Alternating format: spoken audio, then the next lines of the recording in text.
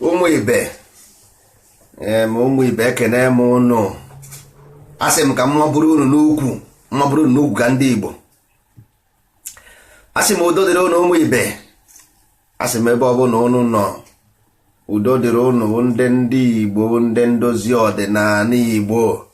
Asị m ka anyị mara ndị dị ready for surprise. Ka anyị mara ndị dị ready for surprise. I take care by surprise. Masị m udo dịrị unu ụmụ ibe. Anyị nwebụ ndị ndozi ọdịnala Igbo, ndị kwere n'ihe otu kwuru, ndị si n'ala Igbo agaghị ana, ndị si na Igbo ga-adị, ndị si na Igbo ga-emepụta ihe n'ụwa, ndị si na enwere ihe ga-ejiriri ama ndị Igbo, na ọ bụrụ ọsụsọ ịkọ ọnụ, na ọ bụrụ ọsụsọ ịkpọ ya ọnụ, na anyị ga-emepụtarịrị ihe ga-eji amara ndị Igbo. A na-asị our ancestors way. Ihe niile ewepụtara n'Igbo ukwu, nwaanyị na-anaghị eburu dawa na-eme our ancestors way nwanne. Ihe niile ewepụtara n'Igbo ukwu, metals, nwaanyị na ya anaghị eji nke ahụ eme ancestors way. Nwaanyị na ya anaghị ebu na-akpụ ụzụ, na-akpụpụta ụzụ. Nna anyị ha ndị nka na ụzụ ka ha na-eme. Nwaanyị na ya anaghị eme ancestors way ịkpụ ụzụ. Nwaanyị na ya anaghị eme ancestors way ịmine metals, diamonds, gold. Ọkwa our ancestors way ka ha bụ. Nwanne gaa jụọ Tostanshaw, go and ask Tostanshaw ihe o wetara n'Igbo ukwu. Ọwụ na ịma ha gụgụrụ ya things found in Igbo ukwu: metal, copper, iron, gold. Our ancestors way ka ha bụ. Ka ihe mere anyị ejighị nke ahụ eme ancestors way ụmụ ibe, because nke ahụ dị difficult. Easiest one bụ nke ọzọ. Easiest, everybody na-aga easy way. Nwanne, easy way adịrọ mma. Easy way cannot take you anywhere. Ihe ọbụla dị izi, egwu ọbụla na-atọ ụtọ, nwanne, ihe na-atọ ụtọ na-egbu egwu.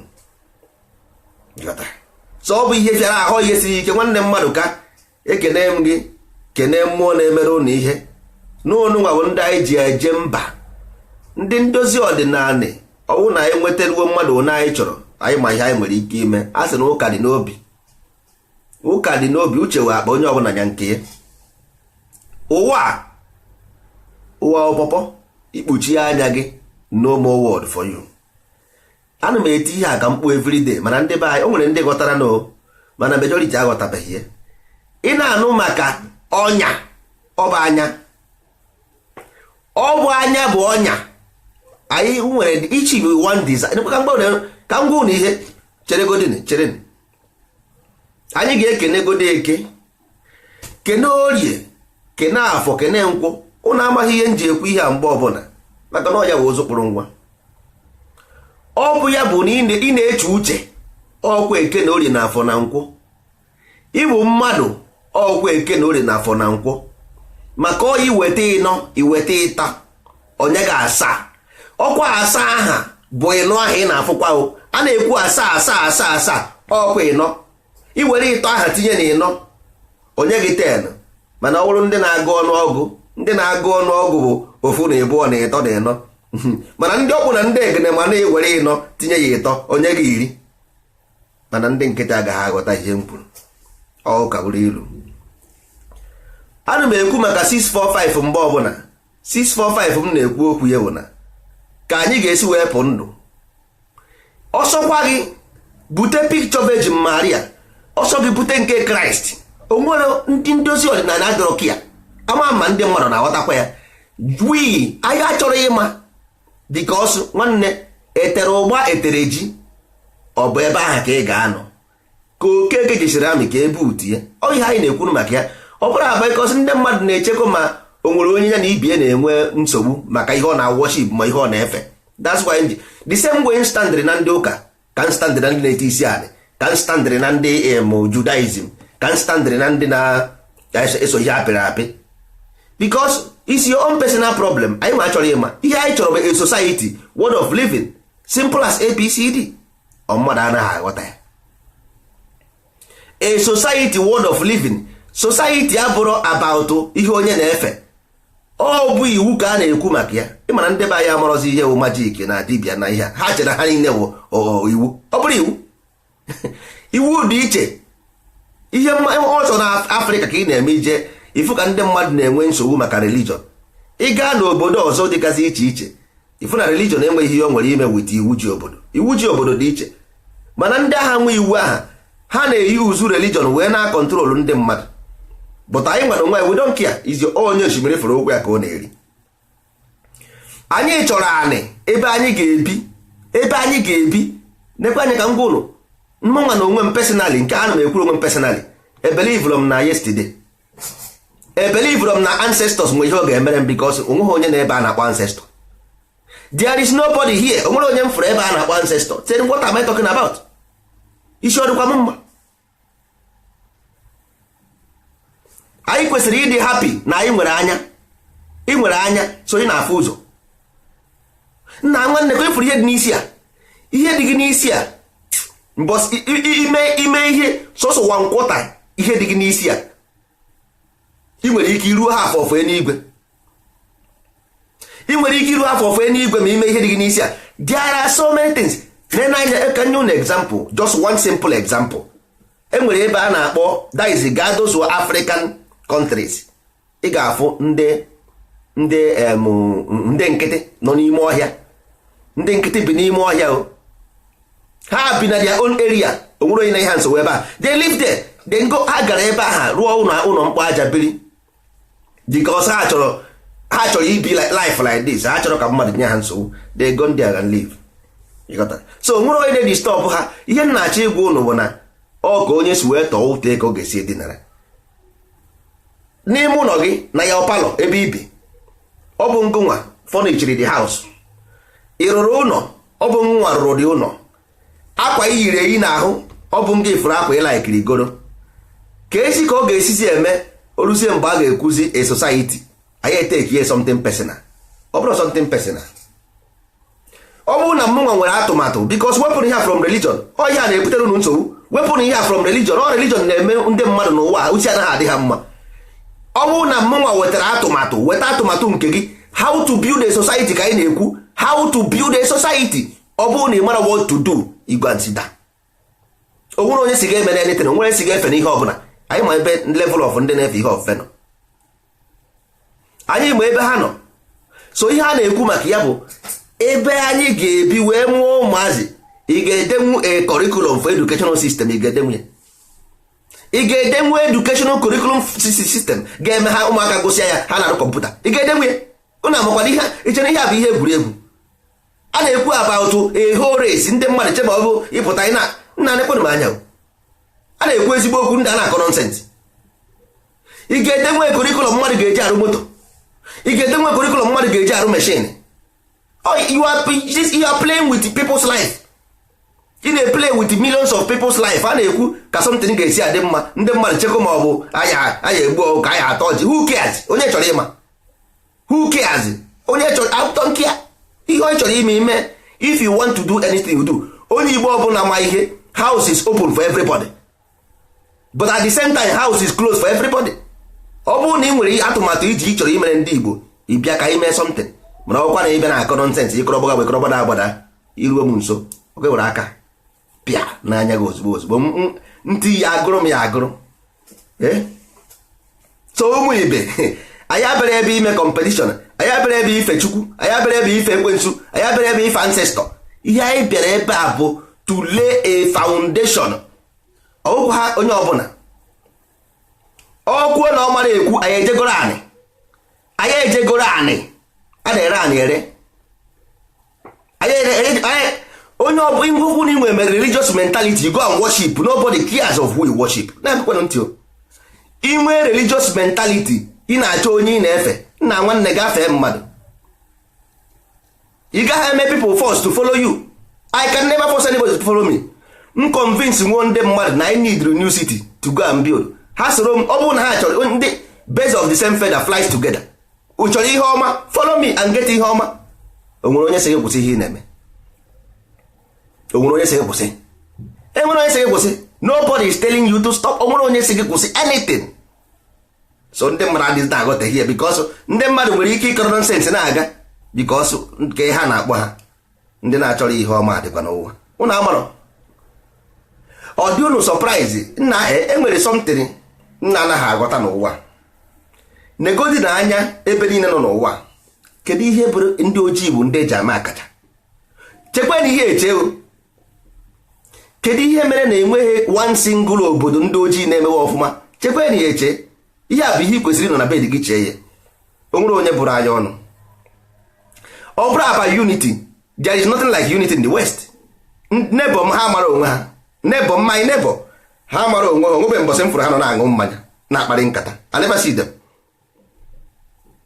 America, there is nothing like unity in American society. Ọ bụ ebe ị ga-afụ people who cannot stand competition, who cannot stand criticism. Ebe a nke ga na-ahụ unite for what? Ke ihe unity? Can you define unity? Language nwa bekee. Ọ dị ka asịkwa human right. Kedu ebe human right dị na UN? Shop mmadụ mepere. Mwana ama UN wụ shop. UN wụkwa shop mmadụ. Ọ mmadụ nwe shop ahụ. UN wụ shop mmadụ. Ndị ọbụla na-ekwu ebe ahụ. So ihe ji Igbo abụghị unity. Ọkwụ na-aga na chọrọ na unu na-eje achọrọ na company mmadụ. Gị onye na-eje na nke ya achọrọ na company ọma onye bụ. Company na-eje achọ ọrụ ọma onye bụ. Ọ gị bidoro ya ahịa. Ọ gị bidoro onye ị na-eje achọrọ ọrụ na nke ya ahịa mba. So ihe dị mma na anya gbara akwụkwọ. Once ị kpọsara ahịa dị mma, people will buy it. Igbo kpọsa ahịa dị mma, people ndị mmadụ ga-ego ya. Ụmụ anyị ị nwere ebe ihe nnachi egwu n'ụwa na ihe ọ sọkwara anyị kwuo maka the past. As long as you don't have anything to prove it to your children now, you nwere anything to show your children, si ha na-ekwe who we are. Nwanne, yesterday is nothing but memory. Yesterday bụ memory. Unless you nwere ihe ga-show your children for now, because life is moment. Life is the moment.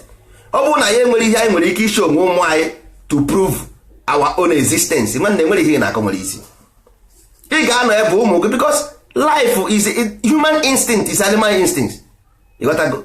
So their desire will drive them towards ebe their desire bụ eje, as long as na ha nwere anya na-afụ ụzọ the evil, anya anyị na-afụ the evil.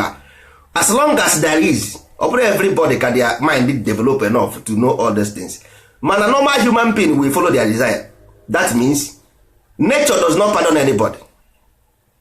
Enwere so many races: Aztec, Luengo, Egal, Gaulish.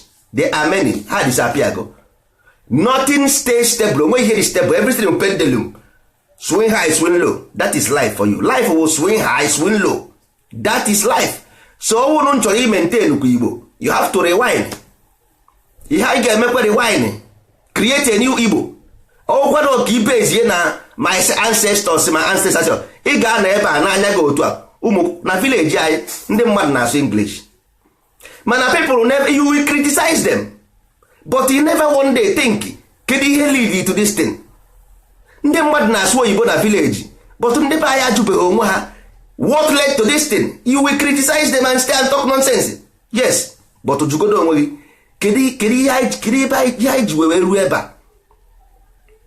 Ndị mmadụ na-echenji si afa ha from Igbo to English. Ijubeghị onwe gị ke ihe mere because nwanne English na treasure, the market is selling. So automatically this is a desire of man. So English is giving their mind what their mind need. So that is life, is common science, is psychological science. Ndị ojii anaghị aghọta this thing. The mind of ordinary man, which is ordinary man contribute to 95% of world population. Ordinary person contribute to 95% of world population. Ị ga-ama ndị mmadụ na-aga England ha nọ 40 years ha batabe ha n'Igbo. Even themselves don't even know why they never been to an Igbo. Automatically ha ma ha na the desire of the mind afugo ihe ọ chọrọ. Inner of the person afugo no this kind of life culture. But nyewe no onwe because no nwere conflict between his brain and his inner mind. His inner mind chọrọ ihe, but his physical brain may associate na that fake. Ọ na-asị I want to go to Nigeria, I want to go to Igbo land and live. But enwere ihe nwere n'Igbo land. your mind, the inside mind will tell you nwanne enwere ihe nwere n'Igbo land, but you will suppress that one na-agwa gị dat na eziokwu na enweghị ihe dị ebe ahụ. Ị chụrụ nke a na-eje nwanne inweghị ọkụ, inweghị ụzọ, inweghị mmiri, onwere ihe ị nwere. So why did you impose fake something into the real mind? Why?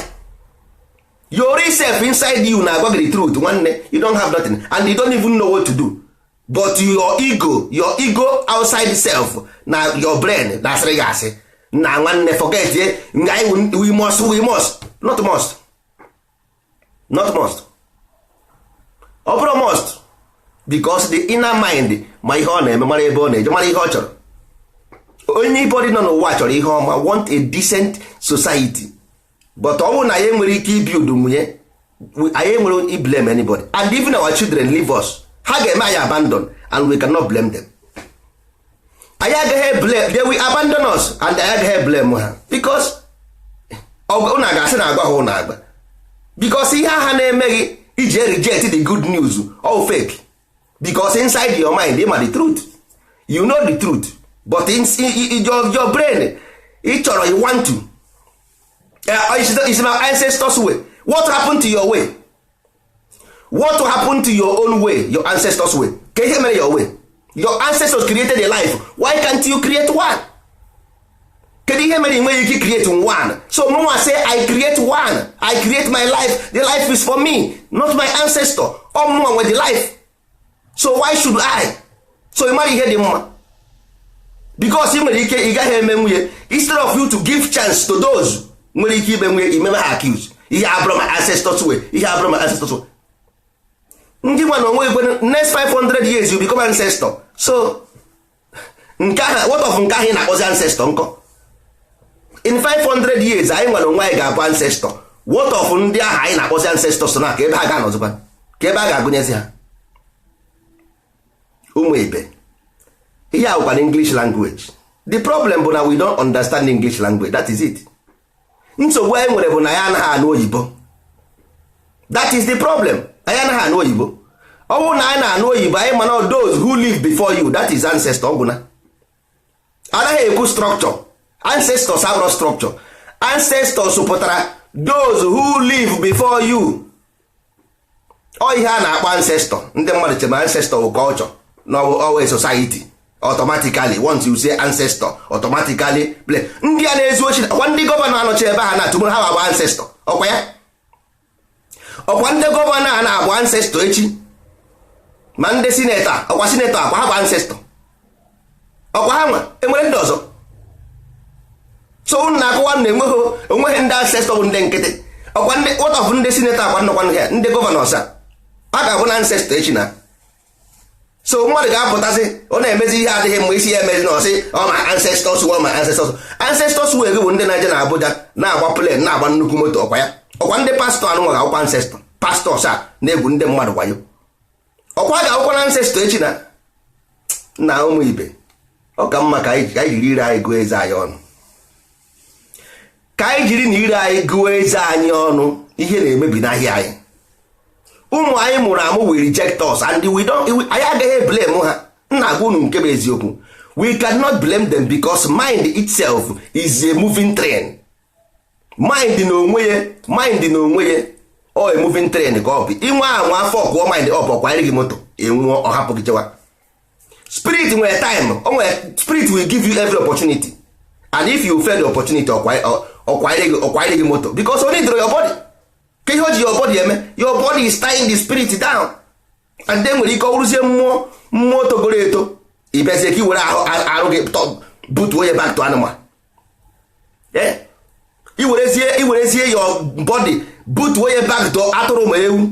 Mba, ọ gaghị ekwe. Ọ ga-akọsụrụ death, ọ ga-akọsụrụ gị untimely death. Ị nwụọ ọpụọ chọrọ body ọzọ, chọọ another body ndị fast nwere ebe ọ na-eje soro ya na-aje ebe ọ na-eje, because everything you have enyere gị ihe niile, ihe ọ bụla ị chọrọ n'ụwa you have it for you to develop. Ndị Igbo anyị chọrọ a better place, why can't you build one?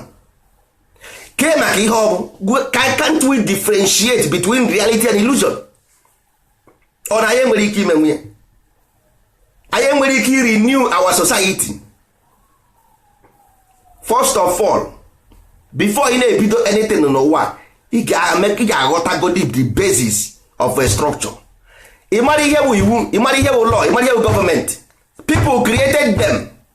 Kedu ihe mere kedu concept that create this thing? Ọ bụrụ na ị mara ya ị gaghị eme nwunye, ọ bụrụ everybody ma ya. So ị deceive n'onwe gị, don't ever deceive yourself. Nwa bekee na-emewe ọfụma. Kedu ihe mere African politician na-eme ọfụma? Why?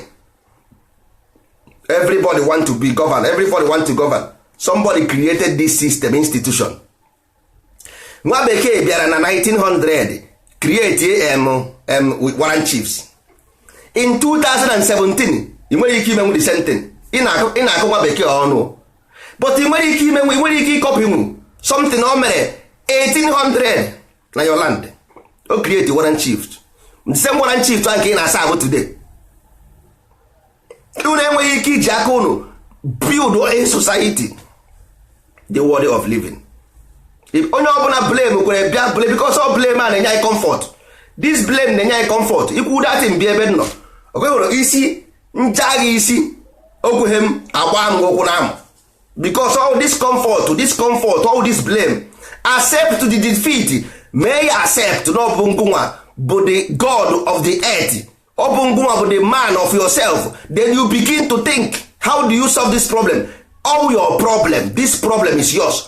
Ọsọkwa gị bufere onye ọbụla nọ n'ụwa. Ọsọ gị si onye asị ka ị na-asị. You are hiding under the bed. You want to go away from responsibility. Ị chọrọ izo ezo, you want to hide for responsibility. Ọ bụ ngụnwa onye ọsọkwa ya na-achị n'ụwa. Kedu ebe ị nọ mgbe onye ahụ bara ọchịchị? Ị nọ n'ụwa.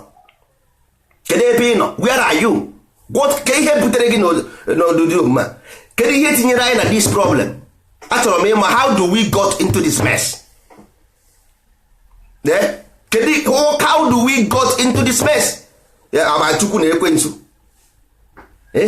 Chukwu na-ekwensu. Every day a na-akọ akụkọ Chukwu na-ekwensu. Kedu ihe tinyere anyị na disi omume anyị nọ tata? Ka outcome America ndị ojii afụrọ ha, Africa nwa komkom, all the whole una amana ebe soso ebe nwere monkey n'ụwa niile bụ na Africa na South America, which is the tropical. Ebe ọ bụ na ifro monkey mmadụ anọrọ dị. Ebe ọ bụ na any place there is no monkey enwe, because enwe pụtara onwe copy of human being, no ihe enwe pụtara onwe. Ọ bụ na ifuru enwe ebe ahụ mmadụ anọrọ dị. No life in that place. So in Africa, how come all the whole mineral resources si ba ya pụta? Unu na-achọ ịgwa m na ịmara how powerful the water dị. Anyị nwere water around everywhere in our land. Electricity ọ dị n'ikuku, anyị nwere ike ime nwunye. So all these things bụ ihe anyị kwesịrị na-adị crazy about. You are supposed to be mad about all these things. We are supposed to be mad about science. Ndị mmadụ na-akụgheri. We should be mad to know science. Science will study of nature. Bro, a physical something. Science is not physical. Science with definition of ego about physics. Anything about physical matter, material, study matter. To know the invisible. For you to know invisible, you must know visible. You cannot know invisible. It's impossible. You can only know visible to know invisible. That all here na no maka. You know science all you have. But on the nkịtị no. Equal science because no maria ozo no guru bed nonsense jawa science nonsense. Ọkwa ndị ju eburu na picture na-egbu ọkọ na Facebook akpagharị abadisi ọnụ. You see, we they are our brothers. You see, a na-egbu ọkọ, anyị na-egbu ọkọ, we are Jewish people. Ihu ọ bụrụ oge ejide unu onye nọkọta je na be ya ose video bupute. Why na ha bupute this thing before? Why they never brought this video before? All of a sudden Igbo Jewish everywhere eburu ọkọ pụta na Facebook gbube. Nobody will believe it. They will believe. You see, we have the same tradition. All the same people, they are our brothers. Just watch and see. Somebody will use it to defend. Somebody will use it to counter you. Now have our brothers. Now we be rapụ na akụkọ Ndozi Odinani pịa. Ihe anyị ugbo anyị abịara pụrụ fanyị n'anya. Ihe anyị bịara bụ ịgwa ndị be anyị ka ọ dị pịa. Hoha, and I am again go be and the here game the same thing we say yesterday, the same thing we do tomorrow. only what we know is science, the study of matter.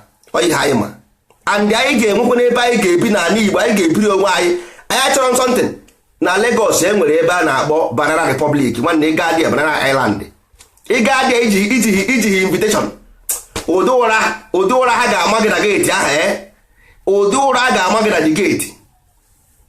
Ọ bụghị mmadụ ya agwa gị abịazikwana di again, ọ bụghị mmadụ ya agwa gị abịazikwana di again. A na-agwa anyị something, a na-agwa anyị mba ịga na embassy nwa bekee na Nigeria, embassy juru eju, embassy is full, ha na-achọ ije ala bekee mana si ya ka e wetara ha ihe aha dị na ala bekee na be ha. Mba ọ bụrụ our ancestors way, but we want to bring ịchọrọ ije ala bekee, we want ka anyị weta ihe aba anyị, let us bring it. So ihe a gwara gị wụ support, o nwere ihe ọzọ, o nwere weta idea, we don't lack any idea, but you cannot support. Mba ị gara eme ọ bụrụ our ancestors way, but ị na-agba tiketi ka ije na China, ka ije na Europe. Mbọsị nwa bekee ye ụnụ ama ha, mbọsị nwa bekee ye ewe iwe, mbọsị nwa bekee ye ewe iwe.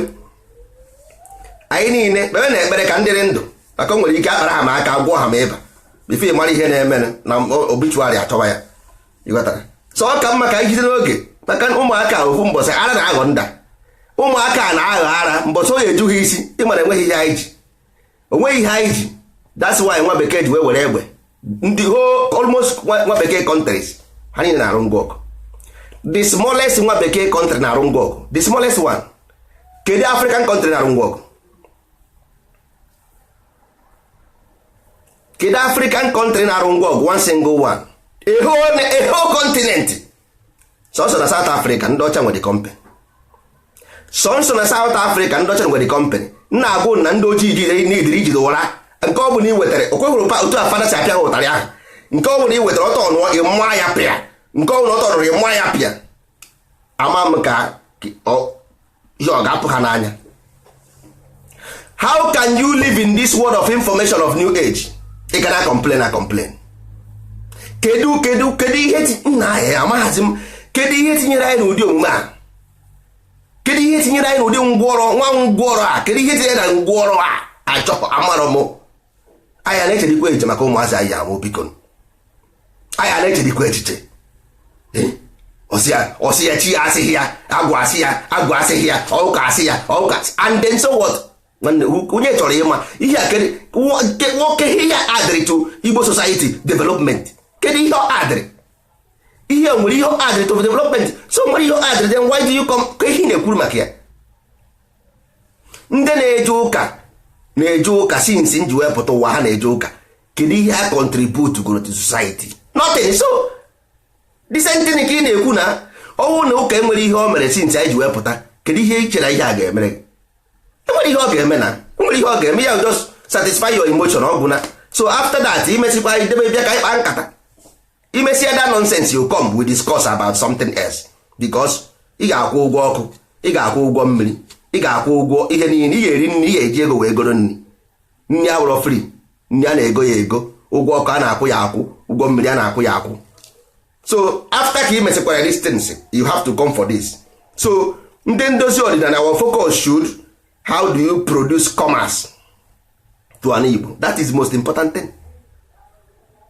So ihe dị mkpa n'ụwa ahụ, how do you build a structure of commerce na an Igbo? Anything, culture, commerce, tourism, commerce, everything commercialization. That is only mgbe ndị Igbo ga-apụ ndụ. Ọsụsọ mgbe aha ka ị ga-afụ na human being nwere sense. Our children nwanne enwe anwe anya ha information. Agwara m ụnụ chere na aka gọrọ 2022 ụnụ ga-afụ na Igbo people were the smartest people on earth ma ọ bụ na arapụ iberibe. Wos nye ha information forget izie, tụpụrụ nkịta ọkpụkpụ, rapụ ya ụmụ ndị mmụọ ga-eje ndị otu ebe aha ka anyị standịrị. This is where we stand. Onye chọọ ọbịa nsogbu adịrọ, ọ bụrụ by force, and Diana nothing like competition. O nwere onye anyị na compete anything because o nwere anyị adịrị a na-eje ọgụ, anyị abịara ije ọgụ, onwe onye anyị na-agba mbọ ọgụ. Mbanụ anyị bịara inwe offer something we have. O nwere ihe anyị ma, anyị sị ka anyị were add ya to what we have. Na ihe nke competition biko mba na so nwere something ịma so don't look for excuses. Ọ bụrụ na enwere ihe ime ihe mere ndị Igbo jee mere ha. Achọzi na excuse, achọzi na onye ị ga-eji wee na-anya excuse. Enwere something to offer, you know, you go and offer to your people. Ihe I need of our people bụ na we don't have a structure, and this structure na-enye ebe a anyị nwa ga-ewere lay down.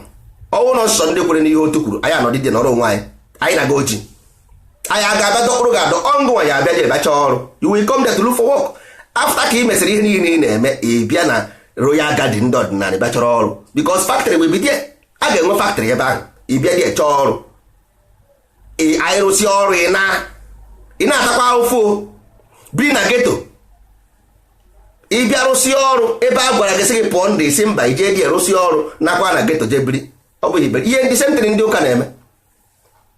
The sentịrị ndị ụka na-eme mbọsị ụka o jee n'ụlọ ụka ha na ndị big man akasị ụka agbasaa mgbe a ga-enye onyinye ndị big man na ndị poor man ebinye enye onyinye agbasa ụka big man na-abịa poor man ya nakwa na geto. Exactly the same thing. So only where big man see poor man is in the church. So say ebe onye nwere ego na-afụ poor man ha nọkọta na church. After that everybody goes the same thing. Ada agwa ndị be anyị something o were disi amaha m ebe ihe ha si wee bata ha isi wee na-emebisi ihe ọma na-ebere ya n'ụwa. Ihe a na-agwa unu every generation ọ na-ahapụrụ once. Every generation ọ na-eme once, ọ naghị eme twice. Because ihe m na-ekwu na all first time in our generation ka ọ na-eme na ndozi ọdịnala Igbo is a first in history in our generation. So every generation nwere ihe a na-eme, and ihe generation anyị ga-eme, that's it. Ma ị chọrọ ma ị chọọ, o nwere ihe o wepụrụ gị ime from any other thing ị na-eme is different or second class citizen. Every other thing was secondary. Ana m epost magic na my Facebook. Enwere one thing nji epost na magic. Ihe m ji share those picture of magic ka ndị be anyị fụ ya. Na anybody can know it. Ọ bụrụ just na ndị ojii. Anybody, any white man, green man, China, anybody must read magic. Mana ihe na-ekwuzi bụ how kedu ka anyị ga-esi wee nwee a place we call home. That is important thing. Nna anyị gwara ka ụkpaka, we have our people thousands in the US, scientists, but ha nwere base in Igbo land. In England, medical doctor, scientists, but anyị nwere base. So nwere ebe ha ya ebi na ndị a na-atụ ụjọ. These people are not going to England for long. How they go used to the place. America for long used to the place. So ọ bụrụ na anyị nwa aka dị used to an Igbo enwere ike inye nwa secure a place for them, then who is to blame? Kedu onye ga-blame? Ị mara ha kwa na akwụkwọ go to American embassy tomorrow, then give you visa, you go. Ndị nkịta afọ gaa na embassy England or America tomorrow and make interview. Or na intelligent human being, from that moment you are going, they take you away. So all the same thing ha mere before ha ka na-emekwa eruo echi. This thing ha mere mgbe ha bịara kpọrọ ndị ma ihe na ha ka na-emekwa eruo tomorrow. So ọ bụrụ secret ndị be anyị amaghị m mana ọtakwa ya is not a new thing. Ọ bụrụ new thing. So ihe ọbịa ha na-akpọrọ go to embassy and ga interview ijiri ego. Don't go with any money, go with your brain. They will take you to America and England. Odoga anya na this ha ga-emegide until ụwa agwụ. Once I raise an intelligent child, then we take. I na-raise intelligent children for them. By this time of the year 2018, I enwebụ a standard medical facility. Nna ihe ọrụ na-emekwa anyị. Anyị enwebụ a standard medical facility na ala Igbo. Na amaghị m ihere na-eme m. Ọ na-eme m ifere na ọ na-ewute m n'obi na mmadụ ga-aya ọya nwụọ na common sickness malaria ka ga na-eme mmadụ na Africa. Malaria, typhoid na this 24th century 2018 Roman calendar ka mmadụ gara ya typhoid na malaria na-anwụ chicken pox, small pox nke nwa ihe a otu ọya curable disease nsi akọ curable nsi. Ọ na Africa ka ọ ya eme aka mmadụ isi ọnwụ. Nna biko ọ bụrụ na ọ dị unu ka ọ dị unu ka ọ dị n'obi ọba m ka m I don't know, amara m I don't know. All those things I can complain about electricity. So ị na-achọ ịgwa m na ọ bụrụ na ị ma arụ ọkụ na ya adị ụlọ ị gaghị anyenwu ndị mmadụ ọkụ. Ị mara arụ ọkụ na ịgbaghị arụ ọkụ come simple as ABCD. Ọ ga-asị na Nigeria anaghị enye mmadụ ọkụ. Ị ma arụ ọkụ, ị mara arụ ọkụ, develop one, call your friends, invest in it, rụọ dị ọkụ ka ọkụ na-enwu na ya adị ụnụ. Gabụzeri nye ha mmadụ rụọ ka ọ na-enwu na ya adị ụnụ, ị mara arụ ya. Then why are you talking about ka ihe na-ekwuzikwe? Kedu ihe mere na ya enweghị ike ịnọkọta nnọọ gbaa mbọ hazie onwe anyị mepụta ezigbo ihe ka anyị bara onwe anyị uru naanị land na ya imebe ndị mmadụ nọ Ọnịcha, Ọka city, Enugu city, Owerri city, the whole village wụzi all Sunday medicine anọkọta ejeruo everything is not destabilize, not organize at all because enwero any union, enwere group at all na-ekwu this thing because otu anyị na-ekwu ndozi ọdịnala now the target wụ ka ele this foundation na ala Igbo no matter how little ọ bụ ịkụzie mkpụrụ o wee na-egro no matter how little ọ na-egro na-apụtara amịta mkpụrụ. Ọ bụrụ about your personal belief or he believe nwanne na ala bekee ndị na-eje ụka buru ibu, onwe ndị na-eje ụka, nwe ndị na-ewetu, nwe ndị na-ete isi ala, nwe ndị na-eme nka, ọ gbasara gọọmenti. So ụkwa na ndị Igbo ga-echewe mbọsị gọọmenti bịa mee ihe mana anyị efuone ọnwụ na anyị na-eche mbọsị ndị anọ na Abuja ga-abịa ndị ọma ihe a na-akọ, ndị amara ihe a na-akọ, ndị ahụ ndị bịara fụ ha bịara iburu ego iwu ka esi agbata ebe ahụ egbe gbo agba common local government election ụdị agba a na-agba dị ya ụdị egbe a na-agbabeghị n'Iraq, ụdị egbe a na-agba na local government election agbabeghị n'Iraq. Ọ ndị aka gị na ha ga-ekwu so ụmụ Igbo ọ ka mma ka anyị jiri nnọọ nwayọ tụọ anya naanị wee chọọ ihe daa na mmiri, wepụgodi brain anya wepụ ya, were godi akọ na uche anyị tinye, were ụbụrụ anyị anụnwa external ụbụrụ nye ha dachi aha dị ụbụrụ nwere uru ọbara, were dị external ụbụrụ anya ha all these illusion akọchikọrọ anyị n'isi ewere nye ha, werezie nnọọ nwayọ wee mara ihe anyị na ala Igbo ga-eje. Ala Igbo dị anyị mkpa, ọ dị anyị ezigbo mkpa. Empty land juru everywhere, enwere ihe anyị na ordinary metal work nna anyị ha mere mgbe ndị gboo. Metal work anyị nwere every machine nọ n'ụwa metal, from A to Z all the whole machine nọ n'ụwa machine metal. Ihe ọ bụla na-eme n'ụwa machine ka eji arụ ya. Kedu ka esi eme? If you want to know the stars in the sky, maximize the lens. You go to lab, ihe eji afụ lab aha na-enyo ọkwa lens emere maximize ọkwa ya ka ihe wụ lens ọkwa glass ọkwa ya mana nwere ebe workshop dị n'ala Igbo niile aha workshop na-eme research for workshop for technology ya wụzie na local ka ha na-eme ya because local na ihe ha gwara ofu ihe ka ha wụ ihe mere bụ na nke ọzọ akpụrụ ya akpọ ọrụ Concord fon niile nọ n'ụwa ọ na-akpọ kọl ma ọ mara mma ma ọ jọrọ njọ ka mechin adị na ọ ga-arụ ọrụ ka nwaanyị adị na n'ụwa o nwere ndị ga-anwụrụ ya ka nwaanyị adị na o nwere ndị ga-anwụrụ ya. So nsogbu anyị abụrụ na anyị arụrụ ọma ma anyị arụrụ ọjọọ njọ nọ ka anyị rụọ arụ atọl, ka anyị rụpụtagodo arụpụta atọl wuchi ndozi ọdịnala ebe ahụ ka anyị kwụ.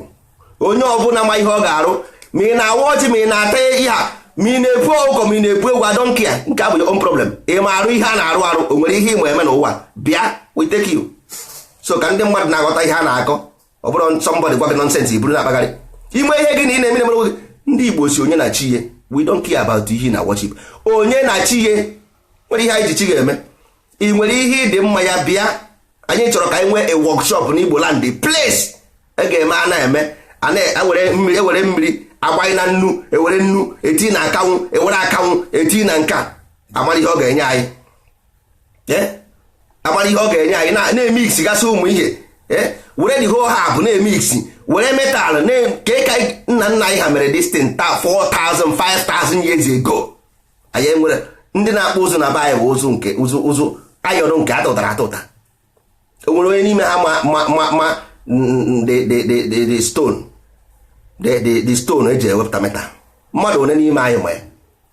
Mmadụ one n'ime anyị ma the stone the raw metal ka ọ na-adị? Mmadụ one n'ime anyị ga-eme full gold now, raw gold anya mara ya? Mmadụ one n'ime anyị ga-ewepụtanwu this copper bronze nna nna anyị ha wepụta thousands of years? Mmadụ one? This is educational system. Anyị na-akụziri ụmụazị anyị Florence Nightingale, Edward Jenner, discover Nigeria, Mungo Park. How can they build something with Mungo Park and Edward Jenner and Florence Nightingale? Ka ha ga-esi arụ this thing? So educational system supposed to be ọ bụrụ ndị Abuja.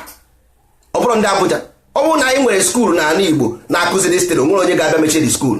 Onwere onye ọbụgodị na akwụkwọ abalị, ọbụgodị nọ night school ka bịa na night school ka a na-akụzi na night school. Onwe onye ebumnobi akpagharị na the whole village na-akụ aka na be ndị mmadụ ka amara ndị na-ebe ahụ. Problem bụ na anyị jụrụ the information. Ọnwụ na anyị jide information amagha m isi ọ dịkwa anyị mma sef. The best thing ọsọ ya bụrụ akwụkwọ abalị, ndị mmadụ bịa agụsị ọkwa na-emezi internet school na the west. Unu ama na enwere ndị na-graduate from internet. Do you know that? Unu ama na enwere internet school na west. emesi ejeme practical. Ọwụ na anyị mee ya gị na-eme. Ndị mmadụ nwere Facebook nwee data everyday aga na Facebook mebisie data. Ọwụ na ha ji data anụnwa jee school online akụziere ha ka esi eme this thing. Ha nọ on the ground nwee every access to every soil. Na glass will see soil. You need fire. Maximize the fire to heat the soil until it become liquid, until it liquidify. You raw glass, silicon, and so other chemical this thing anaghị ekwu ebe. Raw glass, molder, need remolder. Oh ihe a niile which are simple thing. Machines, glass, iron, all this thing we contain. Only about 90% of development, 95 safe. 95 of every city for n'ụwa will just block, which is block juru ebe niile. Block okwute, metal o juru ebe niile, glass aja o juru ebe niile. Gwazienu why we don't have anything. Who is to blame? Kodo onye anyị ga-blame n'ụwa for not having all these things. But natural resources ọ gwara anyị na-azọ ya okwu aja, anyị na-azọ ya okwu every day. Okwute anyị na-azọ ya okwu every day. Metal aja were magnet gaa na aja ime ya ụta iwepụta ịfụ na metal juru n'ime aja. Were magnet ọ ga-ati ihe na aja mee ya ụta iwepụta ịfụ na metal juru ebe ahụ. So ka ihe wụ the problem. Ọkwa na go not distraction. Ngo not distraction ndị be anyị anaghị. All distraction we are distracted. Ndozi ọdịnala na-abịa na agwụ now ka anyị dị concentrated hapụ ndị mmadụ na-agaghị oju aja na garị na-agaghị na-ekwugheri. Ndị mmadụ na-ekwugheri akọrọ nonsense. Kedu ihe ị na-akọ? Onwekwe mgbe ihe ọma na-ebe ebe na ndị Igbo sef, ndị Igbo asị yes ihe a bụ ezigbo ihe, let them follow it. Onwekwere mgbanwe. That's why we don't care. Anyị na-eje ebe anyị na-eje mechọrọ that is own personal problem. We don't care. Ihe anyị bere ebe a bụ ihe ga-adịrị anyị mma. Ọwụ na ihe ọma na-asọ gị nsọ nsogbu adịrọ, good and fine, thank you very much and welcome to poverty. Because ị ga-complain gị don't ụwa agwụ. Unu amaghị ihe bụ spirit sef. Unu na-ekwu spirit, ịma na spirit dị n'ime gị. Ichere nwere ebe ọ dị iche. Nọdụ ichebe ya. Nọdịdị na-eche ihe ịma na ọ dị n'ime gị. Mbọsị iwe ya ọkwa iri gị moto gara onwe ya iru. Chọọ another body ma ihe ọ na-akọ isi dị mma. Sori ya gawara ebe ọ na-aga. Chọrọ ọ ga-abịa ihe na ọtụcha plan isọpres ya, ọtụcha plan isọpres ya. Ị na-eme expect ka ọnọdụ dị n'ime gị ebe ahụ na ọ dị ebe a nọpịa mkpụrụ amụ. Mba o. Ọ ma ihe ị na-achọ ka ịgbatu na molu ozugbo ọsịmolu gbasie ike. Ozugbo ị na-amụ ụkwụ na isi ebe ahụ dama olu arịa gị ka aha ga eluigwe akwụ ụgwọ. Otu a ka o si wee nwụọ nke aha baa n'akụkụ. Ịmara agwa ụnụ ihe ọdụnụ ka egwuregwu. Ọka mma na iji wee mepee ụbụrụ isi gị. Kwụsị nọnsensị, baara onwe gị uru. Onwe gị ka a na-agwa baara onwe gị nwa uru. Ụwa abụdịrị ụtọ anyị si wee che ya. Ụwa adịrị ụtọ anyị si wee che ya. Onwe onye ọbụla ma ihe ọ na-eme. Ọgwụkwa ha ọkụ. Anyị achọghị ihe ndị ara, anyị achọghị ihe ndị aghara. Jiri nnọọ nwayọ jee soro ndị ndozi ọdịnala n'ala Igbo. Ị gaa ebe ahụ baa na the community of ndị science and technology. Jee join aha ebe ahụ anaghị ekwu maka religion. Ihe ọ bụla onye na-efe ya adịarịa. Ị na-agọ mmụọ, ị na-egbochi, ị na-arụ agwụ, na-eje katọlik, na-eje siementi, na-eje juu. Ihe anyị na-ekwu ebe a bụ sayensị and teknọlọji. Owu na-enwere nke ịma contribute, ọkwa na-enwere nke ịma emechi ọnụ. Ọkwa na ị na-eti egwu je soro ndị culture and art. Owu na ịma anya commerce ije soro ndị finance. Everybody nwere their own department. Ya bere ebe anyị kọ maka nonsense akọrọ gbada agbada. Anyị anaghị eme meeting ebe a na-eme apụta ekwusịa ma ahụ m eze ọkụ ụzụ, eze na-akpụ ụzụ, ọmara ha element inidiri iji wee metụ iron. Eze na-akpụ ụzụ, ọzọ ebe eze na-akpụ ụzụ. Nke azọ si ahụ eze chinyere ugo, eze tụrụ ugo, eze nke nwa, eze ọnwa na-etiri ọra. Mba, ọ bụrụ ya nke anyị bịara. Anyị abịaghị ichi echichi ndị Igbo. Ihe anyị bịara bụ onye ọbụla nwere ike ime anything ọbụla, ihe ọbụla ị nwere ike ime n'ala Igbo sị na ihe a bụ ihe mma, I want to offer this thing. Nwanne bịa. So anything ọbụla your private personal something ọ dịara gị nwa, as long as na ike ị na-edebe iwu, because Nigeria nwere iwu, America nwere iwu. Isi na America, Nigeria gaa America. Ọ bụrụ iwu Nigeria gị ga-ebu eje America. Iruo na America, i join ya the chorus, isorozie Uncle Sam, isoro iwu Uncle Sam. So ibere ndozi ọdịnala, isoro iwu ndị ndozi ọdịnala. Enwere ihe ọzọ ịmụ ị nwere ike add to perfect it, make it better, bring. Mana ịbịakwa ebe asị anyị mba na ihe anyị na-eme abụghọzi ya, na anyị ga-eso gị, nsogbu adịrọ, mana anyị ga-eso gị. Mana ọ bụzie na ịgwa ha ebe anyị ga-eje ka uru bairo a ya ka mba eji waya nọdụọ gị, mmekọta jụọ gị si gị ngwa oke nsogbu adịrọ, nke adịrọ mma ka ebe anyị ga-eje ibido ịkọwara m nọnsensị. Ịwụ bairo a mechi ụta were ya tụpụọ gị anya, ama m na ọwụ nwa one of ndị ha na-ekwu okwu maka ya. So ụmụ ibe, a sị m ka m wetuo dị okwu nwa ọjọọ na okwu anyị ga-abịa n'okwu njedebe na ndozi ọdịnala. Ihe anyị bịara maka ana Igbo dị mma. Enwere onye eze ọbụna ihe a na-eme na Igbo adịrọ mma, chapụnatara anyị wụ ụmụnne ya, anyị niile wụ ofu. Anyị niile na-ata ahụfụ, anyị na-atakọ ya ọnụ. Bikọs ama m na ọwụwụ ndị eze niile na aka obi dị mma, bikọs ị mana ha eso ndị Abuja anaghị enye ha ihe ọfụma. So ọ ka mma nke anyị bụ nke anyị, nke ha bụ nke ha. Kpọtara anyị n'azụ ka anyị gwa gị ihe anyị ga-eme. Anyị chọrọ every community ọbụla n'ala Igbo ka e nwere uru ọrụ agriculture. Weta anyị ma how to maximize agriculture production through agro method. Anyị ma ya. Anyị nwere ike iji nwa aka anyị develop every tractor. Ihe anyị need ewetara ndị be anyị information, ụmụaka nọ on the ground, nye ha necessary material ha need, nye ha a place, ha build ọrụ anyị. Welders nọ there. Ihe ọkwara welder ụnụ tractor, ọkwa welder na iron. Ha kpọrọ anyị tractor, ụmụazị wekọba ọrụ. Ndị eze kpọọ na anyị weta anị nye our boys on the ground ka akọba agriculture, ka ụmụazị nwere juba afọ.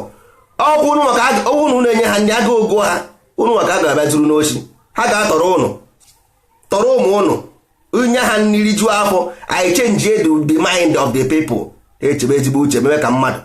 Ọwụ na ọ bụghị ya, ndị ara ụmụ ibe ndị be anyị amaghị ya na-akụ. Don't worry, one day monkey go market no go return. Ịma na-ekwu ihe ọ dịka egwuregwu.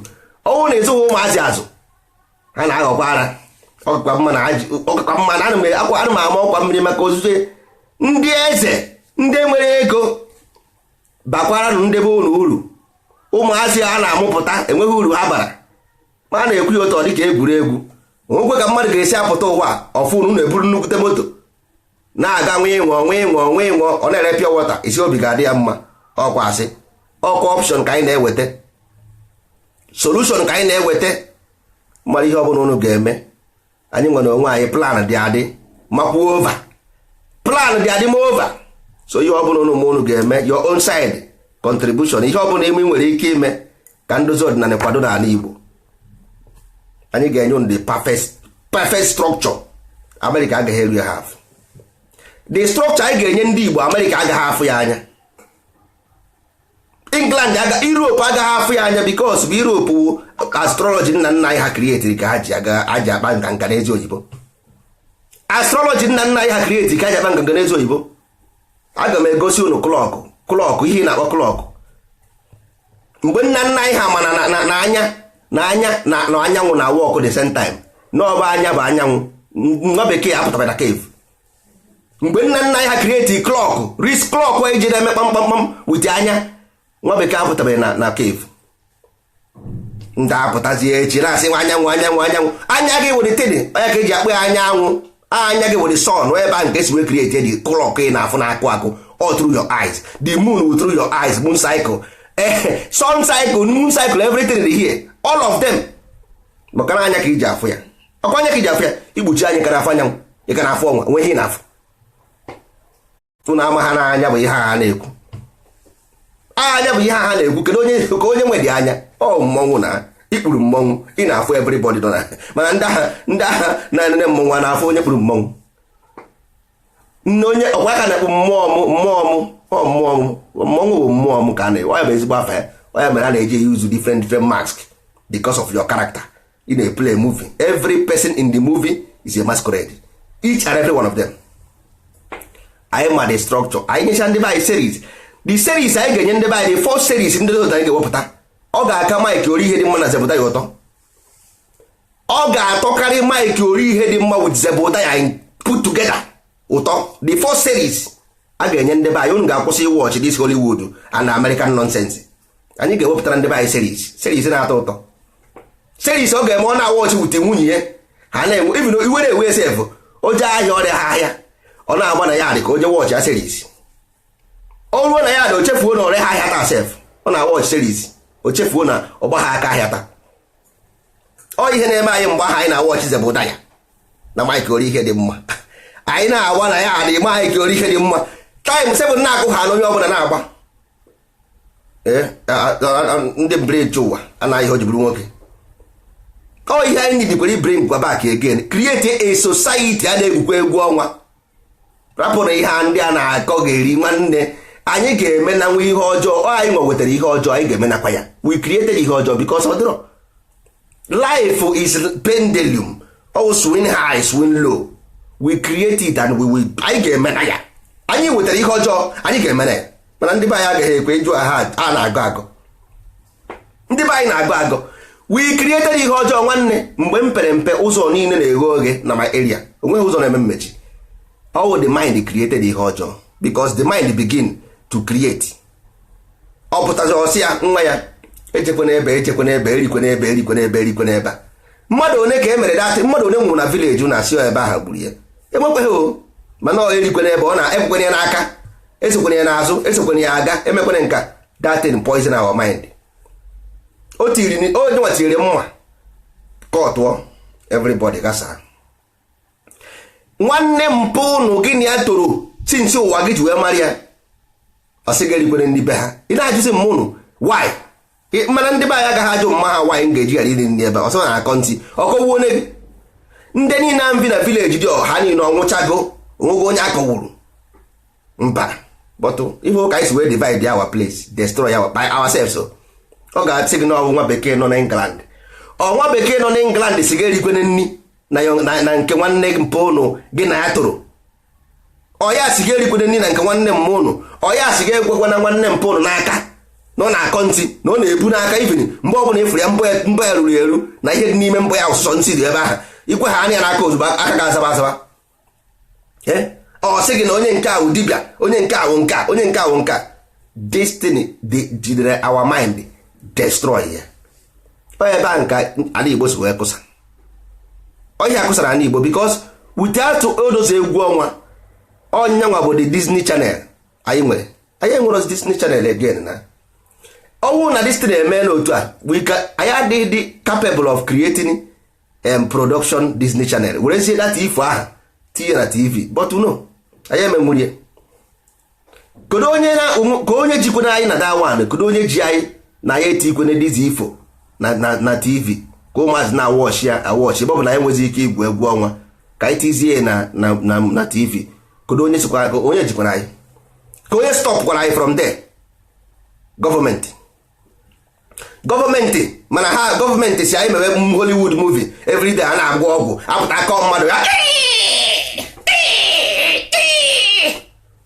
ọsọ si na afụ na onwe nke a na-akpọzi asị ọ gịnị ka ihe a na-akpọ datin chanel ahụ nke a ndị a na-akọsọ ọgwụ ha na sọsọ ọgwụ ka a na-akọ na muvi ahụ sọsọ ọgwụ ka a na-akọ na muvi ahụ a ga-esụsọ muvi na-emebe bụ ndị na-akọ ọgwụ o ji itiri mmadụ ọgwụ egbe eluigwe agbatuwe naanị onye nke a ji ugbo etiri ọgwụ n'ugbo destiny unu amaghị datin na-eme na your mind.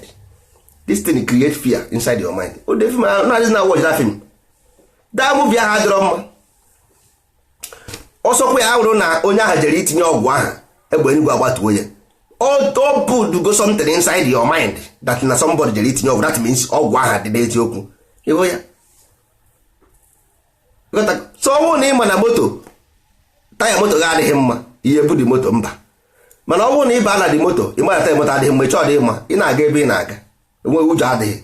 Mana mmadụ bịa na-agwazi gị na onye ọbụla na vileji unu onye ọbụla ịfụrụ na-anaghị eje ụka na-agwọ ọgwụ na na-akọ mmadụ ọgwụ egbuo ya ọnwụ. Ndị ọhịa muvi a na-eme na onye ọbụla ndị ifu ka ndị agha na-agwọ ọgwụ ahụ ha na-anyị nọ n'igbo ata ya. Ndị agha na-akụ ọgwụ ahụ na-eyikarị igbo ata ya wọchịkwa ya o ha na-eyikarị igbo ata ya. So ịpesị na-agwa m ọwụ distin ọwụ dị maka ndị a na-eme ihe na-agagharị na vileji na-ekwu tradition mba. The problem bụ that movie. The problem bụ the movie ọ bụrụ kwa distin ọ bụrụ ihe ndị a na-eme because mana ihe ndị a na-eme nwere ọ just their belief ha na-eme ya their belief system is like religion. You got to go. So most of them bụ more ezigbo mmadụ sef na ndị na-eje ụka. Ọ ya belief system ọ like religious person in a different form. So the problem ndị mmadụ na-atụrụ ụjọ abụrụ onye agha bụ datin n'ọbụ na fim ahụ gwara ha na mgbe ọbụla afụrụ onye ọbụla dị otu a ha gbaba ọsọ na ha nwaji ọgwụ. So ebe ahụ ka the problem si mana ụnụ gorecha fim ati na ya dị ụnụ na-egosi ụmụ gị na-egosi nwunye gị everyday. Kee ka ụmụ gị ga-esi ekwara na village with fim a gwa m kedu ka ụmụ gị ga-esi na village with this movie nọ na America ị na-egosi ụmụ gị fim ndị Afrịka na-akọ ọgwụ ọ na-akọ mmadụ ọgwụ ọnwụọ igosicha ya esizi ya bịa na village echi ọ ga-asị gị papa no isi ya nwa anyị ga na village Christmas ọ sị gị papa I'm going isi ya gịnị ọ sị gị dad no I'm going isi nke nkebe I'm going ọ sị ọ sị ya na ha ma eje I'm going ndị Amerịka I'm going na oyibo gwụrụ agwụ ebe a engoyi na ya anaghị eje ihe ọ na-ekwu ihe ha ọ wọchiri fim na nwe fim ọ wọchiri na a na-akọ mmadụ ebe a. Ndị ndozi ọdịnala ga-eweta pure series of Igbo pure nka na ụzụ ka nna nna anyị ha si arụ nka na ụzụ ka nna nna anyị ha si ebi ndụ ka nna nna anyị ha si wee discover wine ọkwa eme 30 minutes 45 minutes echerekwe ihe bụ oweri ọwana ọmụọ na ụmụ ọ gaala n'iru ihe niile akọwasịa ya ihe niile awụcha ọwụ principle commandment order ọ bụ ihe ọ bụcha ihe na-anụcha ịnụ ihite ihe na order of places ọ bụ iwu order of the law ọ ihe a na-ekwu maka ya. Nna nna gị nyere gị information for you to lay forever and ever a place to live. Ndebe anyị amara dị ihe ọ mmadụ one n'ime anyị ka a ga-eme asị kedu ihe bụ ifite ha na-ekwu ya everyday nwere ma ihe oweri a na-ekwu ya everyday mana ha amara ihe ọ ihe a bụ ihe ga-eti na the series in a perfect form. So even nwa 5 years watch the series ọghọta ya because ị ga-akọwa ya how the destiny be. Kedu ihe mere o ji wee were ọwa anyanwụ na-awa ọwa pụtago ụmụ ọwa ha pụtago the children ihite na-asa the 7 laws that govern the planet 7 planet ahụ that influence your body mmụọ na-asa ọkwa ya wụda ihite na-asa ọkwa ya wụkwa asaa mmụọ na-asa. That is the principle of the universe cosmic law ka ndị Igbo ji wee kee ụwa. Nwa bekee kọpịrị wee je mee 10 commandment. Kedu ihe mere 10 commandment na Moses 40 ji wee bụrụ the sentence Moses 40 10 commandment why 4 times 10 ọkwa mkpụrụ aka ga 10 ke ihe ofu ekenore na Franco and ị ma na 40 juu na Bible everywhere 40 gịnị because ọ swing high swing low, swing high swing low. After 40 years it begin to descend. Ihe bụ ihe nna nna anyị ha nyere anyị enye.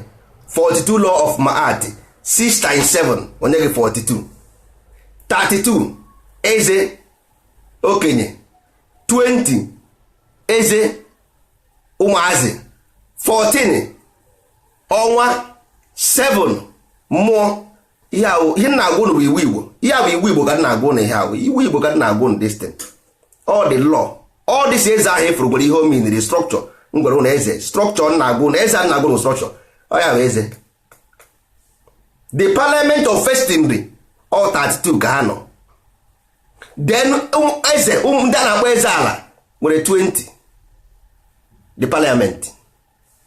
Ihe niile awụcha ihe nna nna gị mere eme already. Desara gị. Ha abịa wepụ ya changezie werezie warrant chief tinye. Nsogbu adịrọ. The warrant chief abịa ka nyekwa ha information ahụ ka mekwa institute again ka anyị pụkwa ndụ. Ka anyị pụkwa ndụ because nwere onye ma ya ama ya.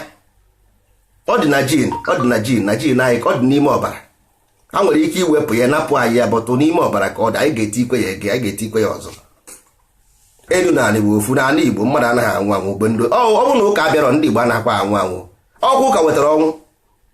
Without ụka abịarọ ndị Igbo anaghị anwụ anwụ. Ọ cycle. Death ọnwụ bụ onwe. Ọnwụ bụ onwe. Ka eji akpọ ya ọnwụ onwe.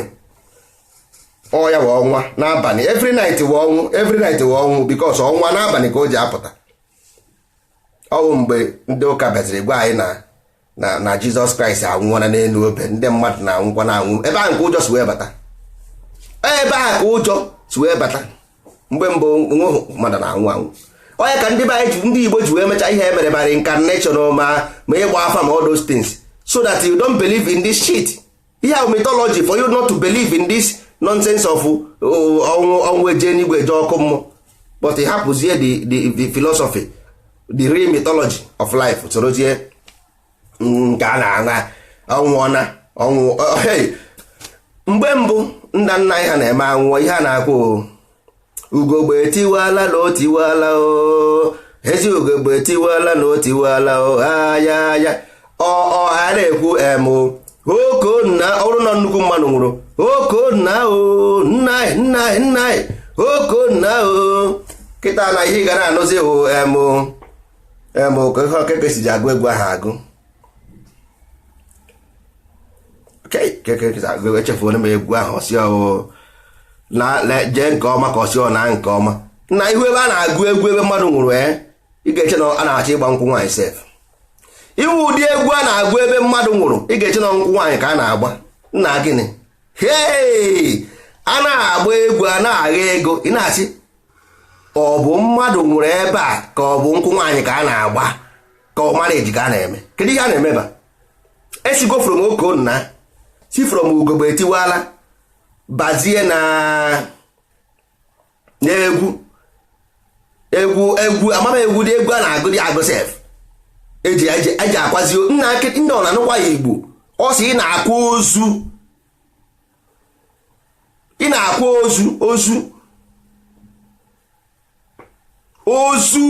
ozu geenụ ntị, ozu ka ị na-akwa ozu. Ị na-akwa ozu. Gịnị bụ ozu? Ndị Igbo gịnị bụ ozu? Ndị Igbo gịnị bụ ozu? Biko nụ ị na-ajụ m ihe na-eme gị. Gịnị bụ ozu? Tụọ Igbo. Mba, agaghị asụ Igbo. Ị na-akwa ozu, ị na-agba champen. Ị na-akwa ozu na-akpọ champen. Ịma a na-ekwu ọ dị ka a na-ekwuka.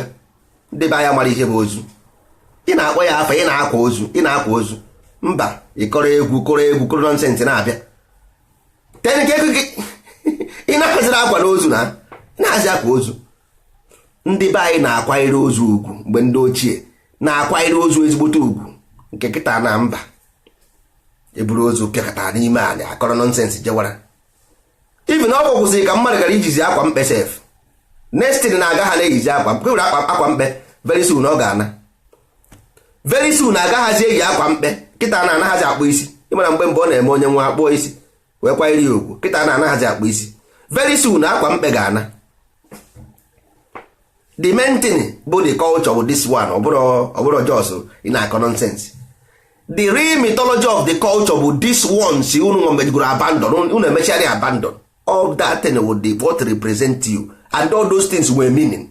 Ọbụrụ ndị unu na akọ nonsense culture na-ekwe the meaning, because ọ bụrụ na ị mara ihe bụ ikwu ozu, that means the first ebe nke isi weda go there first. Ozu incantation, invocation, mmadụ na-apụ apụ. So for the person to recycle, enwere ihe nidiri ime in the moment of the party, and ọ gaghị akarị 3 days. Onye ka nwa bekee jeje wee kọpị ya wee je mee Christ race in 3 days. Ozu enweghị ike karị 3 days. Ị ga-eji enye o nweghị ike karị ya, because o nwere reason why eji eme ya otu a. Anyị atụfusie na information, ngwezi information anyị ji ihe anyị nọwụrụ ihe nne nuanse. Agba nkwụ nwaanyị nke izi, agba nke ịbụọ, agba nke ịtọ, akwa ozu mgboro 5. Onye ego batara, obere ego batara aka, ọ sị na nna ya nwụrụ since 100 years, ọkwabeghị ya, ọgbagharịa ya.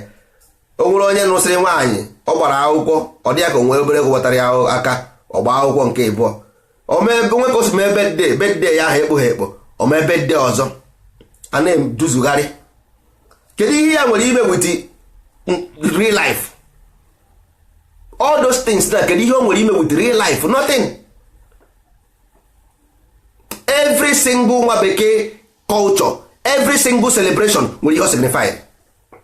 Ịchọ ka m gwa gị, every single celebration in the West signifies something. Every single one.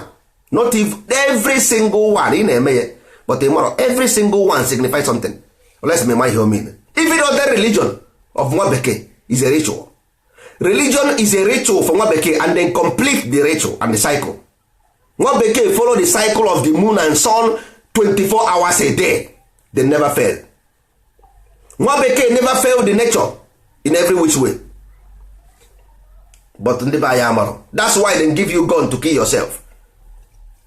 That's why ha nye gị egbe ka igbuo onwe gị. Ha ama ihe ha na-eme. Chere ha amara ihe. Ha ga-eresi gị egbe. Ha nwe ga-abịa, mana ha ga-etinye gị n'ihu ọgụ. Not for peacekeeping. Ị na-egbu ụmụnne gị. At the end of the day, repercussion come for you. The land will become worst. Chere ha ama ihe ha na-eme. Onye ahụ wuru ka a gwara. Onye ahụ wuru ka a gwara. Mana ndị be anyị mba, ị na-agwa ha something otu ha anaghị aghọta.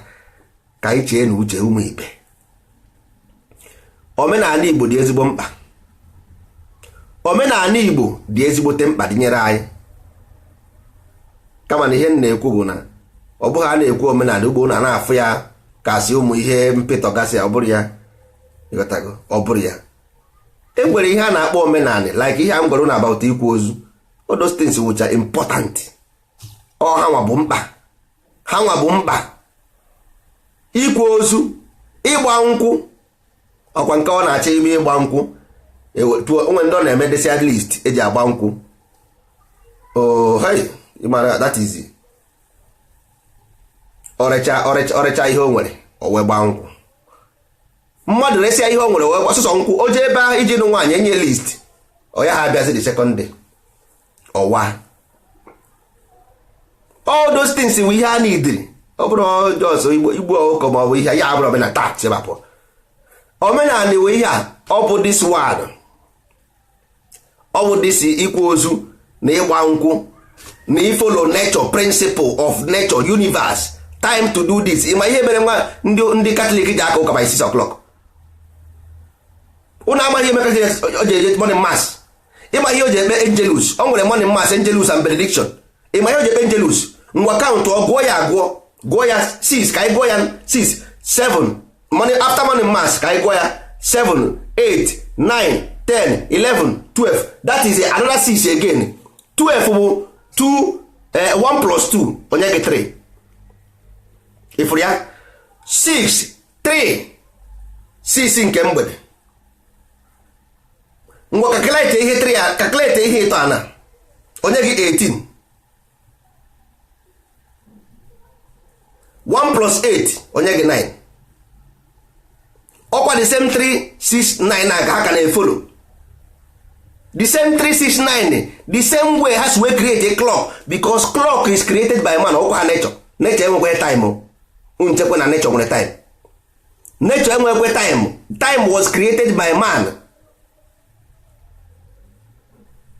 So ihe a ji ekpe ụka ha na-ekpe in the morning mass si isi aha because why ka a ji akpọ ya isi bụ isi, that is isi. Onye nwa the head of everything because ịgụọ 4 ịgụọ 0 na-ege na ntị 0 1 2 3 4 5 wụ space 5 esoro ya, so all 4 ka nọmba wụ 4 ka ọ dị 5 wụ 0 then ibidokwa na 6 again 6 7 8 9 if wụ na 4 again 4 4 ọ ya bụ 8. So all this thing nothing more nothing else. So 10 again wụkwa 0, that is Iriana. So 6 the important, 3 the important, 9 the important in numbers. Ndị na-eme magic ma ndị na-agba afa ma ihe a na-agba, ndị na-agba afa nke ndị fake, ndị na-agba ezigbo afa ma ihe a na-agba ọ bụrụ nke ndị nkịtị. So onye nwe mere ha ji eme 6 o'clock morning mass eme angelus ke ha na-ekwu the angel of the Lord declined unto Mary and she was conceived by the Holy Spirit. Holy Spirit ọkwa ya wụ 3 ọ ya wụ 3 ịtọ n'ime ofu dị ngozi by 12 o'clock ka eji ekpe 12 o'clock ka eji ekpe angelus 12 o'clock 1 plus 2 equals to 3, that is 3 electron proton and neutron. That is when mmụọ ọma nke ose bụrụ nwada kwụsara Maria o wee tụrụ imestere ike nke mmụọ nsọ, that is 3. ọgwa 2 to 6 ọdịda anyanwụ o wee sị gị benediction, ọ sị gị na-edu achịcha na-enye ndụ nke na-emeghepụ ọnụ ụzọ eluigwe, that is anyanwụ ason. na-edo achịcha na-enye ndụ nke na-emeghepụ ọnụ ụzọ eluigwe. 12 o'clock angelus mọma nke osebụrụ ụwa. ụtụtụ morning mass the ritual, ụtụtụ bụ ritual, morning mass bụ ritual where them bring their energy together for ritual to sacrifice the energy. onye ha na-eme that morning mass. Then afternoon will ritual, another ritual again to glorify the force, heavenly force 3 that descend to the 4 8 ekenori na for nkwo or 7 3 plus 4 or how make life you live. That's why eji wee bụrụ na say number 7 of the symbol of spirit. So all those things were calculated and put into worship.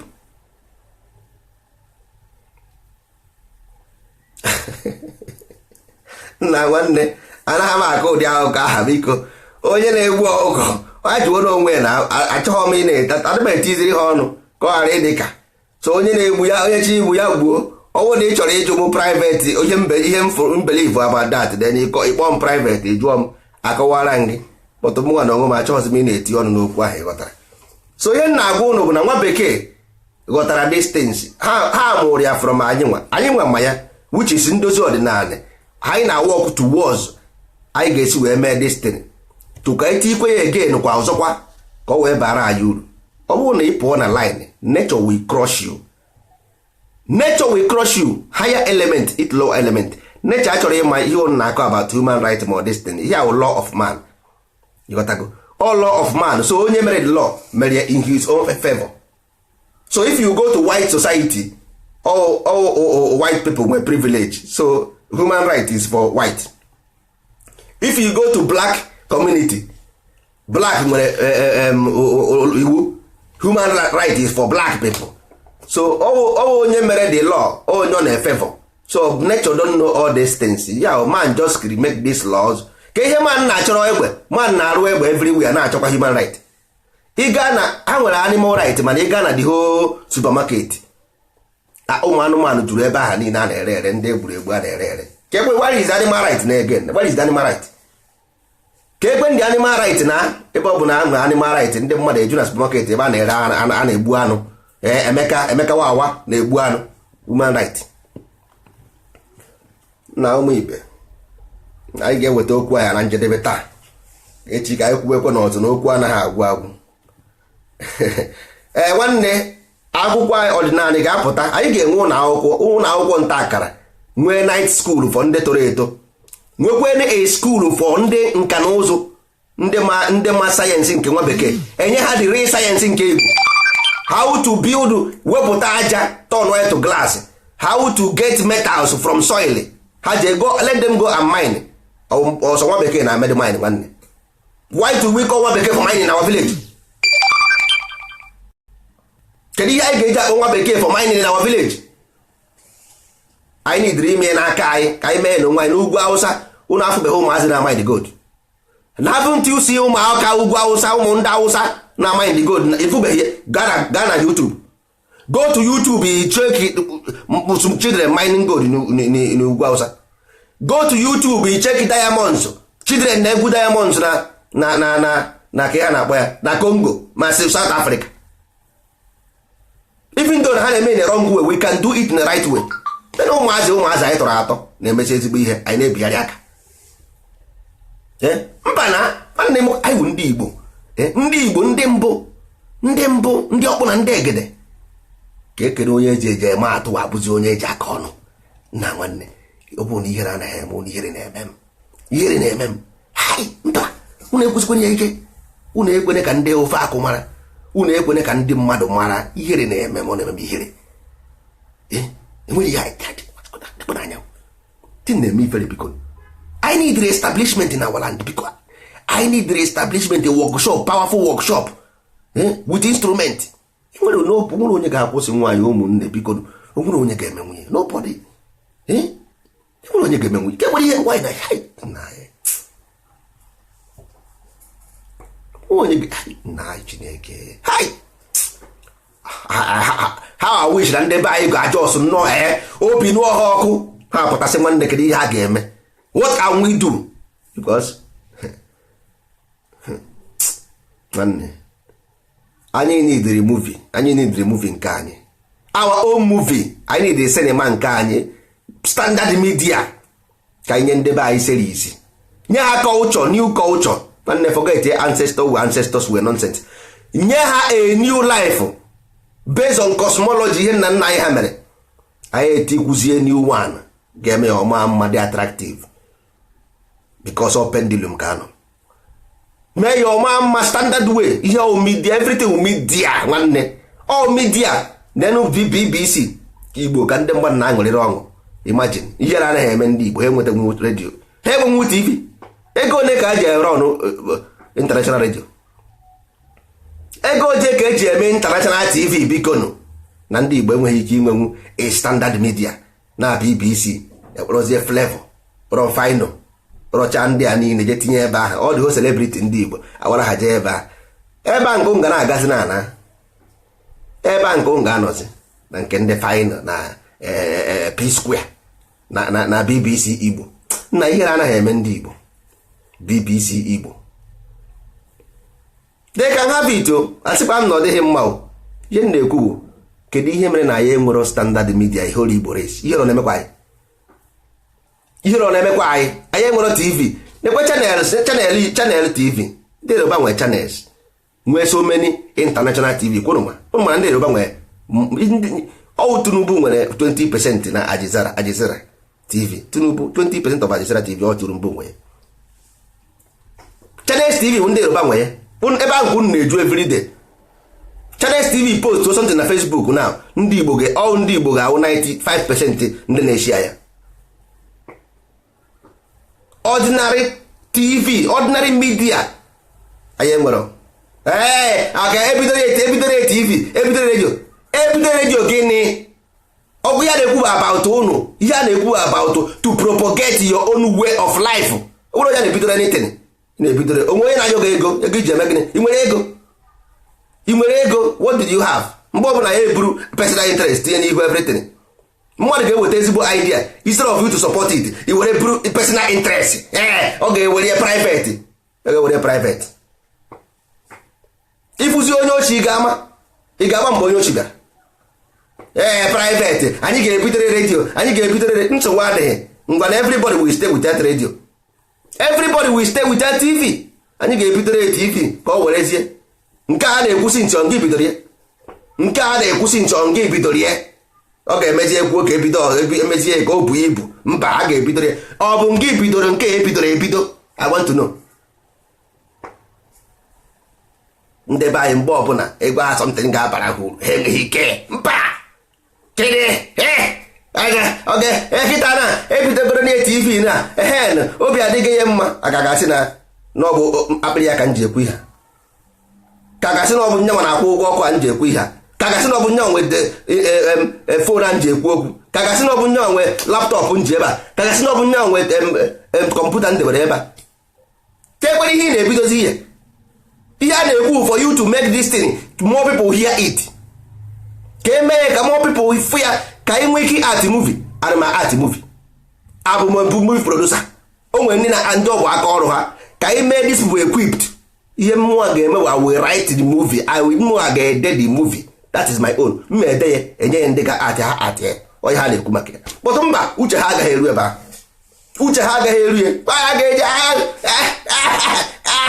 na-akọ mgba mmadụ ụkwụ mgba mmadụ ụkwụ na-amụ. This year anyị ga-enwerịrị a standard media. Ma ekwensu ọchọrọ ma Chukwu ọchọrọ, this year standard media. And anyị ga-enwerịrị movie production, movie production complete access of ihe ọbụla eji eme movie complete. Anyị ga-enwe, anyị ga-eji aka anyị debezie Igbo history. Ndị Nollywood ha gbakwa ọkụ, si Nollywood na Mose ha gba ọkụ, no more Nollywood. Anyị ga through media will force it into the people's mind, because I'm ihe ha like. Anyị ga-enye ihe ha chọrọ na the media, standard media standard with nke a na-ebu decoder, with decoder ya select all channels anyị chọrọ tinye ebe ahụ. Ọ bụzi nke channels ndị ọcha, ị ga-abịa gbanyere nwata Disney Channel, nwatakịrị 6 years itinye Disney Channel ndị bekee. Hello mgbe nwa nwanne m nwaanyị na fonu nsị abịa Chinenye, ọ sị hey uncle, si uncle gịnịkwa? Ọ bụ ihe ọ na-awọchi na Disney Channel egbuo na ụmụazị anyị. Ị na-asụrụ Igbo na-asụrụ gị oyibo, ị na-asụrụ Igbo na-asụrụ gị oyibo. In fact this year ndị be anyị ọma ha ọchọ ọma ha chọọ standard media movie production, we must have it this year. Ha jee chọwa ego, chọwa ebe a unu enyere m enwere ndị wu ndị producer movie na Ndozi Odinani. Meetie na ha ka unu na ha ka ha gwu na ihe ha nidiri. Agwana m ha about cancer research center, eme ntị ka ha anụ ya. Ruo echi ha sị m na ahụ adịghị ya, kansa na-eme. Nwanne nwaanyị anwụọ na kansa egbuo ne, nwanne nwoke anwụọ na kansa egbuo ne. Mana ekwuru m nye na research center unu ajụ kịta asịkwa m nyekwa movie industry ka anyị gbaka ana Igbo, gbaka Nigeria, gbaka Africa, gbaka the whole country n'ụwa with Igbo philosophy and ideology. Agaghị eme. Mana erukwe ji asị m Igbo culture is going away, our language is going away. Why na ọ gaghị na nwere media? Ị nwere media, ịma na media bụ ihe ahụ, ịma na media ọ bụ anya, ịma na anya na trap ka ọ bụ na ibi onye amaghị. Ịma na media bụ trap a na-ekwu maka ya. Mba, ị gaghị ama ya, ka ị ga-esikwa na ama. Ndozi Odinani abịago na ya abịago nwanne, nwee ebe anyị na-eje ya ewe akwa akwụrụ. Ihe anyị bụ akwa akwụrụ ka kapolu, nwere ebe anyị na-eje. Kama anyị ga-apụ Igbo niile fuo ka awụrụ sọsọ anyị ga na Igbo. Kama Ndozi Odinani ga-apụ Igbo fuo ka awụrụ sọsọ anyị ga-anụ ya, maka anyị ga-apụ ndụ. Nna anyị ha dị proud of us. Nna anyị ha dị proud of us. Ha nwadịnyere anyị ihe anyị na-eme. That's why we are here. And anyị ga-anọ ebe a nọchi ike. Anyị ga-anọ ebe a nọchi ike. ndị be anyị ka anyị baa n'uru. Ibu uru wee ezigbo ihe. Ibu uru dị mma. Nna gị isi gị ụbụrụ isi ụbụrụ ibu uru ka anyị baa n'uru biko. Anyị baa n'uru.